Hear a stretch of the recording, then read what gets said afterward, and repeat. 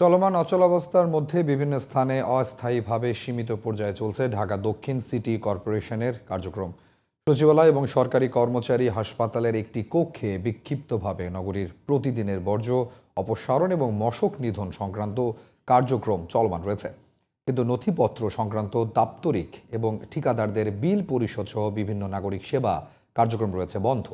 এছাড়া আসন্ন ঈদুল আজহাকে ঘিরে কোরবানির পশুর হাট এবং কোরবানির বর্জ্য অপসারণ কার্যক্রম নিয়ে উদ্বেগের কথা জানিয়েছেন কর্মকর্তারা। আরও জানাচ্ছেন মহসিন কবির।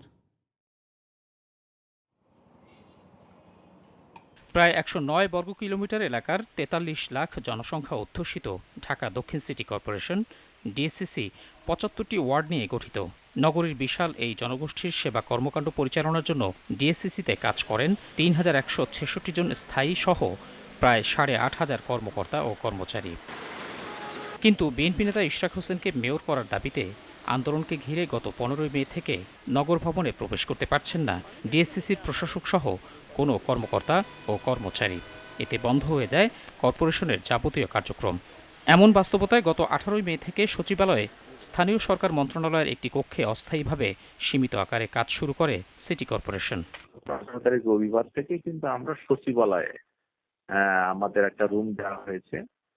আমরা স্থানীয় সরকার বিভাগের একটা রুমে ওখানে বসে আমাদের সীমিত আকারের কাজ সেগুলি আমরা ওখানে সম্পাদন করছি। ইভেন আমরা আমাদের মিটিং গুলো আমাদের নির্দিষ্ট সম্মেলন কক্ষ যেহেতু নাই, ক্যাবিনেট দিবসের সম্মেলন কক্ষে এভাবে কিন্তু আমাদের কার্যক্রম গুলো চালাচ্ছি। এছাড়াও গত পরশুদিন থেকে সরকারি কর্মচারী হাসপাতালে আমরা একটা অস্থায়ী রুম নিয়েছি। চলমান অচল অবস্থার কারণে নথি সংক্রান্ত কার্যক্রম এবং ঠিকাদারের বিল পরিশোধ সহ নাগরিক সেবা সংক্রান্ত বিভিন্ন কার্যক্রম একেবারেই বন্ধ রয়েছে। এমন পরিস্থিতিতে আসন্ন ঈদুল আজহাকে ঘিরে কোরবানির পশুর হাট, কোরবানির বর্জ্য অপসারণ এবং জাতীয় ঈদগাহ মাঠের প্রস্তুতি সংক্রান্ত কার্যক্রম নিয়ে উদ্বেগ জানান সিটি কর্পোরেশনের এই কর্মকর্তা।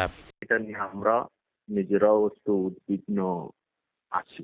সেক্ষেত্রে এইভাবে বলবো যে আসলে আমাদের কুরবানি সংক্রান্ত কার্যক্রম একদম বন্ধ হয়ে আছে লাইক দ্যাট। কারণ হলো এই কুরবানির হাটের প্রস্তুতি, বর্জ্য অপসারণের প্রস্তুতি এগুলি আগেই নেওয়া হয়েছে।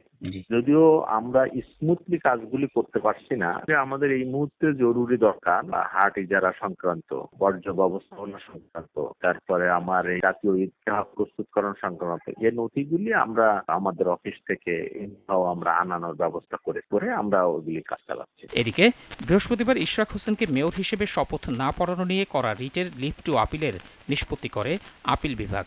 এ বিষয়ে নির্বাচন কমিশনের সিদ্ধান্তের ওপর ছেড়ে দিয়েছেন আদালত। এরপর রায়ের কপি হাতে পাওয়ার পর সিদ্ধান্ত নেওয়ার কথা জানায় নির্বাচন কমিশন। মহসিন কবির, জিটিভি নিউজ, ঢাকা।